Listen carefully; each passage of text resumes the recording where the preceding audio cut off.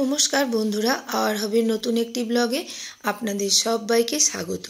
বন্ধুরা, আজকে আমরা ঘুরতে ঘুরতে এমন একটা জায়গায় এসে পৌঁছেছি যেই স্থানটা একাধারে একটা ঐতিহাসিক স্থান, আবার এখানে পুরাণ মতে রয়েছে বিখ্যাত একটি তীর্থস্থান। রয়েছে সুন্দর মন্দির, সুন্দর প্রাকৃতিক পরিবেশ, আর পরিবেশের সঙ্গে মিশে রয়েছে বিভিন্ন প্রাকৃতিক জিনিস। এরকম একটা সুন্দর প্রাকৃতিক পরিবেশে চাইলে এরকম একটা প্রাকৃতিক জায়গায় আপনারা এক রাত ছুটিও কাটাতে পারেন। এখন 8:30 মতো বাজে, আমরা যাচ্ছি বর্ধমান স্টেশনে। আজকে আমরা যাব কৈচোর বর্ধমান থেকে, আর সেখান থেকে যাব ক্ষীরগ্রাম। ক্ষীরগ্রাম হচ্ছে 51 সতীপীঠের অন্যতম সতীপীঠ। আর এখানে দেবীর ডান পায়ের আঙুল পড়েছিল বলে প্রতীক আছে। সেই পুকুর আছে, যেখানে পুকুরের মধ্যে দিঘি আর কি, যেখানে দেবীর পড়েছিল ডান পায়ের বুড়াঙুল সেইটা। আর সেখানে সংলগ্ন মন্দির, মূর্তি, প্রতিমা, যেসব ঠাকুরের আরও সমস্ত জিনিস আছে দেখার, সেগুলো আজকে আপনাদের সঙ্গে শেয়ার করব। তো খুব সকাল, ঠান্ডা আছে। আমরা গাড়ি মোটরসাইকেল করে এখন যাচ্ছি বর্ধমান স্টেশনে, সেখান থেকে ট্রেন যাবো। তো আপনারা সঙ্গে থাকুন, দেখতে থাকুন পুরো ব্লগটা।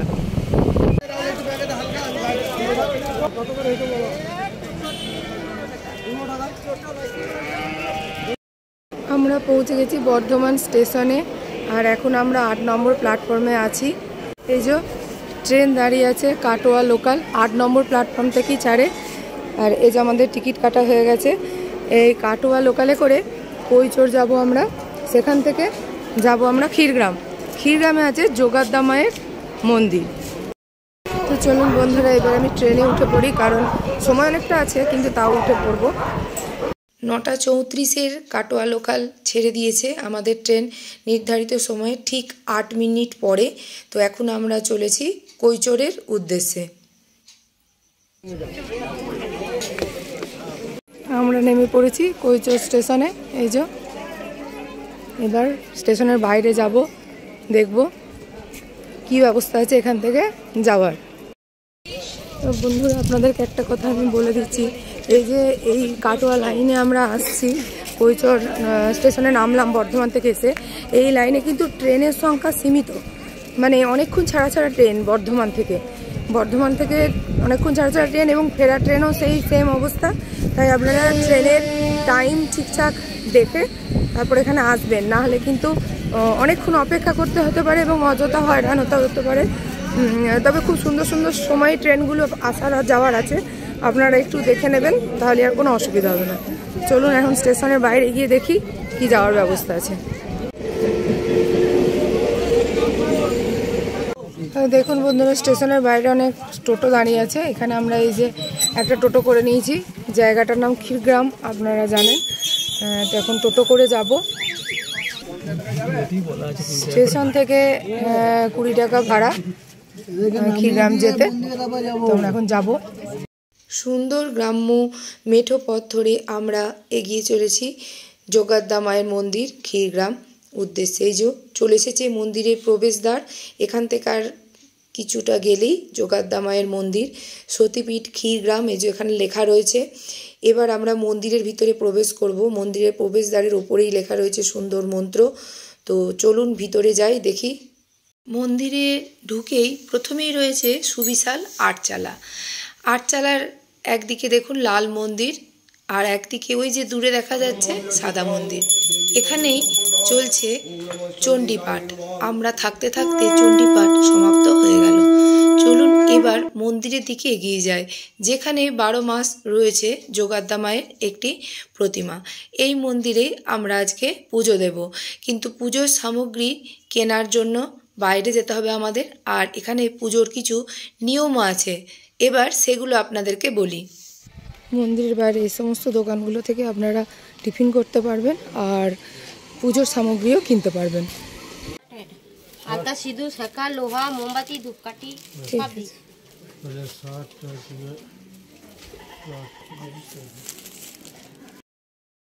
তো মন্দিরের বাইরে বন্ধুরা অনেক পূজা সামগ্রীর দোকান আছে। এই যে আমরা দুজনে কিনে নিয়েছি, ওর হাতেও রয়েছে।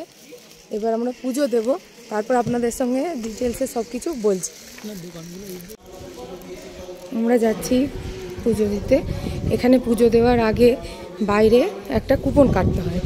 এই যে বয়স্ক ভদ্রলোক বসে আছে, এখানে কাটবো কুপন। এইদিকে মায়ের মন্দির, একটু পরে আবার হবে পুজো, একটু বন্ধ আছে। আমরা মন্দিরের ভিতরে প্রবেশ করলাম। মন্দিরের ভিতরে পূজার সামগ্রীগুলো রাখার উদ্দেশ্যে এবং ঠাকুর দর্শনের জন্য। দেখুন যোগাদ্দা মায়ের মূর্তি, কালো পাথরের। এর ইতিহাস আছে, আমি বলবো আপনাদেরকে পরে। এখন মূর্তিটা দেখুন। ঠাকুরকে নমস্কার করে আমরা এই গ্রামে আরও যে সমস্ত দেখার জায়গা আছে এবং মন্দির চত্বরের ভিতরেও যে সমস্ত দেখার জায়গাগুলো আছে সেগুলো এবার একে একে ঘুরে দেখব।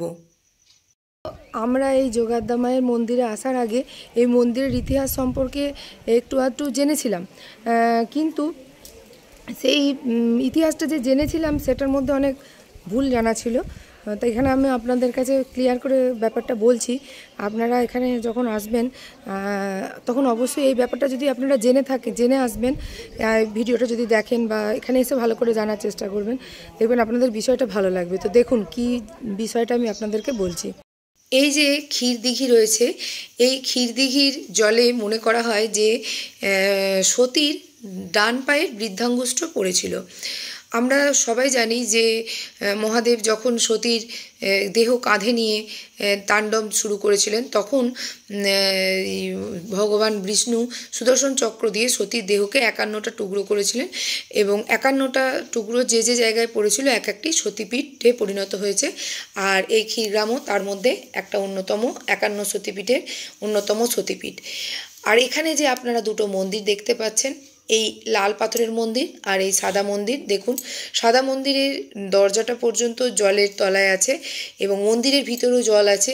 এই জলনিমগ্ন থাকে একটি প্রতিমা যোগাদ্দা মায়ের।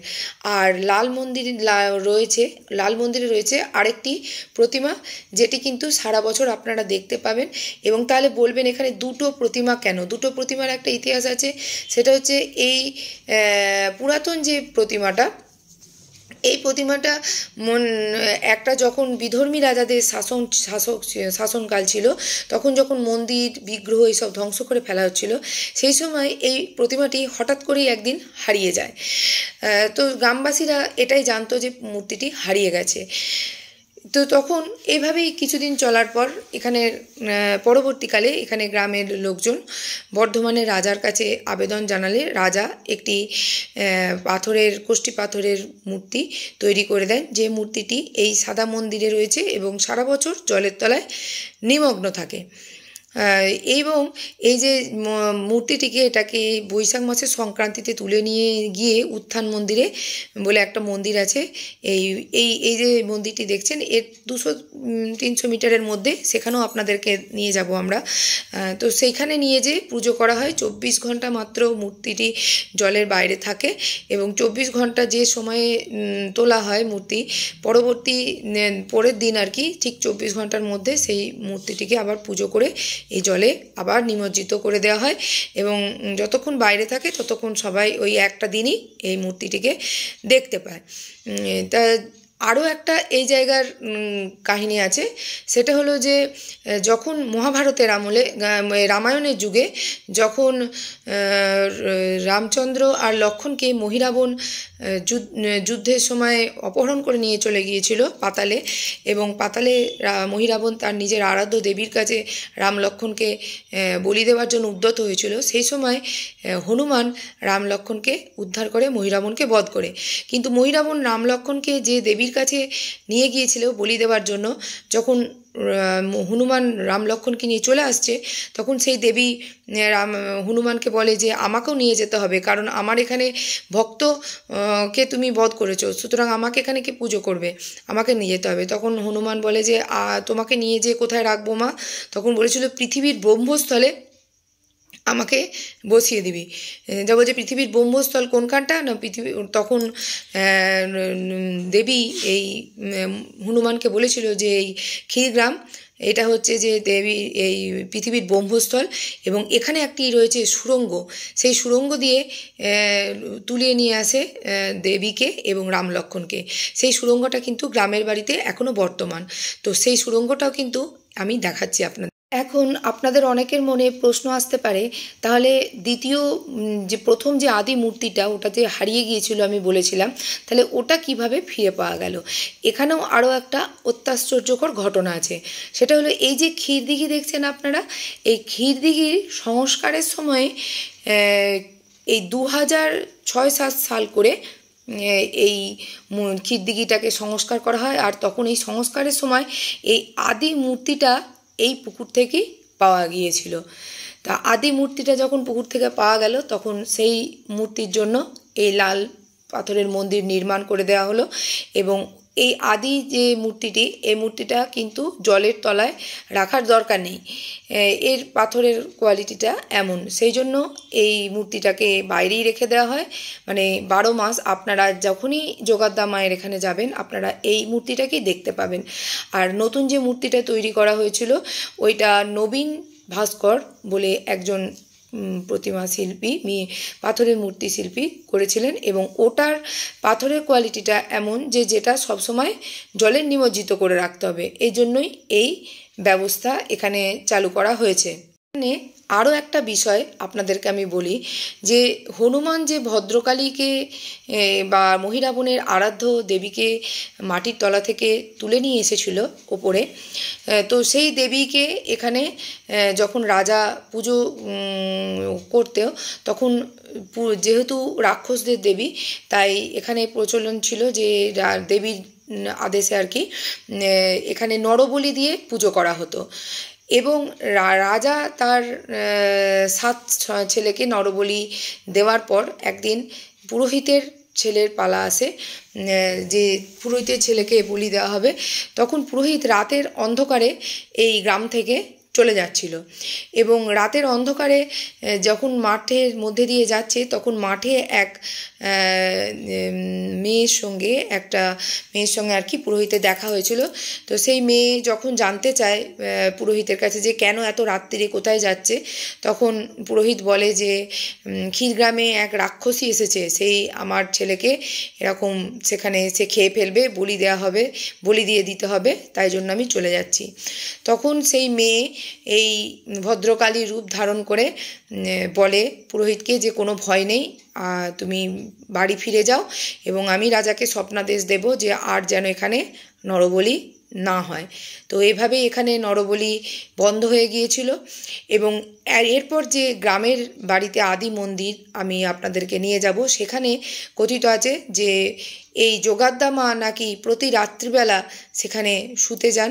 সেখানে যোগাদ্দা মায়ের উদ্দেশ্যে বিছানা করা থাকে সুন্দর মন্দিরের ভিতরে, বেলজিয়াম কাচের তৈরি অপূর্ব কারুকার্য খচিত মন্দিরের ভিতরে বিছানা থাকে, যে যোগাদ্দা মায়ের রাত্রিরে শোয়, এবং বিছানা ওলট পালট থাকে, সকালে গিয়ে দেখা যায়। এই যে বন্ধুরা দেখছেন, এইটা হলো উত্থান মন্দির। উত্থান মন্দিরে মাকে ওই যে জলনিমগ্ন সাদা মন্দির দেখালাম, ওই মন্দির থেকে তুলে নিয়ে এসে এখানে বৈশাখ মাসের সংক্রান্তিতে পুজো করা হয়। এই যে দেখুন, এই বেদির উপর রেখেই পুজো করা হয়। এখন ফাঁকা। গ্রাম্য পথে হাঁটতে হাঁটতে আমরা পৌঁছালাম ক্ষীরকণ্টক মহাদেবের মন্দির। অ্যাকচুয়ালি এটা ভৈরব মায়ের, যে ক্ষীরগ্রামে যে মা আছে তার। তো দেখুন অনেকটা উঁচুতে মন্দিরটা, এখানটা আসলেও খুব ভালো লাগবে। ক্ষীরকণ্টক মহাদেব মন্দিরের উপরে আমরা উঠে এসেছি। এই মহাদেবের মাথায় কালা পাহাড়ের আঘাতের চিহ্নও রয়েছে। এখন আমরা পৌঁছেছি, দেখুন লেখা আছে সতীপীঠ মহাপীঠ যোগাদ্দা মন্দির। এটা কিন্তু আদি মন্দির। এখানেই কিন্তু রয়েছে সেই সুড়ঙ্গ পথ, যে সুড়ঙ্গ পথ দিয়ে হনুমান মাকে নিয়ে এসেছিল, এই ক্ষীরগ্রামে অধিষ্ঠান করেছিল। এই হলো সেই মন্দির। তো চলুন ভিতরটা দেখি।